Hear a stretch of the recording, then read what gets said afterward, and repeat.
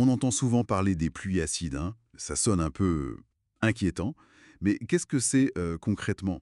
Aujourd'hui, justement, on va regarder de plus près des notes, des extraits de documents qui parlent de l'acidité, comment on la mesure et puis son impact sur notre environnement. Via ce phénomène, oui. Notre mission, si on veut.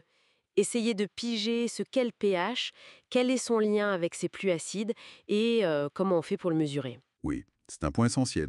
L'acidité, bon, ça peut paraître juste un terme de chimie, mais en fait, ses effets sont très, très concrets. On les voit autour de nous. Ça touche vraiment les écosystèmes. C'est pas anodin. Alors allons-y. Si on regarde les sources, les pluies acides, c'est pas juste la pluie qui tombe. Le terme couvre en fait toutes les précipitations, la neige, le brouillard et même les dépôts secs de particules. Tout ce qui est anormalement acide, quoi. Et la cause principale, d'après ces documents, elle pointe assez clairement vers nos activités, les émissions polluantes. On parle surtout des oxydes d'azote, les NOx, et puis le dioxyde de soufre, SO2. Le CO2 aussi joue un rôle, bien sûr. Ces gaz, ils réagissent là-haut dans l'atmosphère et ils retombent chargés d'acidité. Et les conséquences, ouais, elles sont pas minces. Ça acidifie les sols, les lacs, les rivières, même les océans sont touchés. Les notes insistent sur un point. Une eau est vue comme très acide quand son pH descend bien en dessous de 6.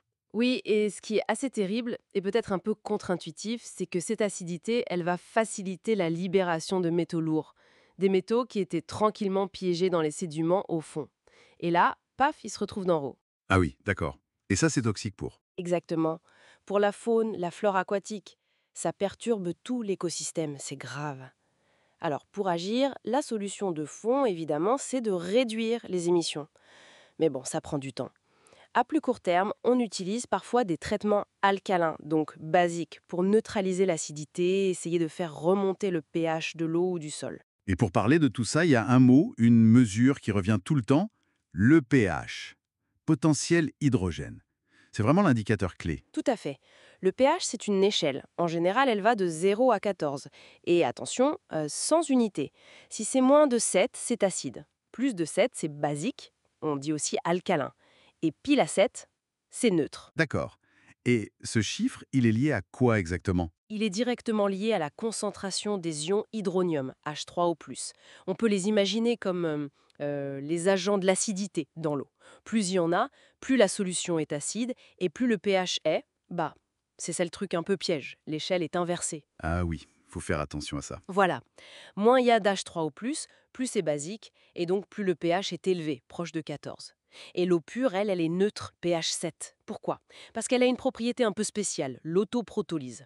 En gros, l'eau réagit très très peu avec elle-même, pour former juste un tout petit peu d'ions H3O+, et d'ions OH-, qui sont basiques. Et cet équilibre parfait, c'est la base du pH 7 et de toute l'échelle. C'est fascinant ça. Et alors, comment on le mesure ce fameux pH sur le terrain ou en labo? Les docs parlent de deux méthodes principales. D'abord, le papier pH. Les petites bandelettes colorées, on s'en souvient des cours de chimie. Oui, le papier indicateur. On trempe, ça change de couleur, et on compare à un nuancier. C'est rapide, ça donne une idée. Une estimation, quoi. Et l'autre méthode? C'est le pH mètre. Là, c'est un appareil électronique plus précis. Il a des électrodes qu'on plonge dans la solution. Ça mesure une petite différence de potentiel électrique, une tension, et l'appareil convertit ça en valeur de pH affichée à l'écran. Plus précis donc. Mais il y a une condition, non? Ah oui, fondamental, l'étalonnage. C'est l'étape indispensable avant toute mesure fiable. Il faut calibrer l'appareil avec ce qu'on appelle des solutions tampons. Ce sont des liquides dont on connaît le pH très exactement et surtout qui est stable. On utilise souvent des tampons pH 4, 7, 9 par exemple pour être sûr que l'appareil mesure juste sur toute la gamme. Sans ça, les chiffres donnés par le pH mètre, ils peuvent être complètement faux. D'accord. Hyper important l'étalonnage. Il y a aussi une expérience décrite dans les notes sur la dilution d'un acide, l'acide chlorhydrique. Ça montre un truc intéressant. Si on prend une solution acide et qu'on ajoute de l'eau, disons qu'on la dilue 10 fois, Oui, un volume d'acide pour 9 volumes d'eau, par exemple. eh bien son pH augmente d'une unité. Genre si on part d'un pH 1, on arrive à un pH 2. C'est logique, non? Moins concentré, donc moins acide. Exactement. Moins d'ions H3O+, par litre, donc le pH remonte vers le neutre. Et ça nous amène directement à un point crucial mentionné aussi, la sécurité. Manipuler des solutions, surtout si elles sont très acides, comme l'acide chlorhydrique concentré, ou au contraire très basiques, Ben, c'est pas anodin, c'est dangereux. Ah oui, les risques de brûlure, de corrosion, c'est ça. Pour la peau, les yeux. Donc les sources rappellent la nécessité absolue de se protéger. Gants, lunettes de sécurité, une blouse. C'est le minimum. Et il faut faire attention au pictogramme de danger sur les bouteilles. Celui qui dit corrosif, par exemple. Il n'est pas là pour décorer. Bien noté. Alors, si on essaie de synthétiser un peu tout ça, les pluies acides, c'est un vrai problème environnemental lié à notre pollution NOx, SO2.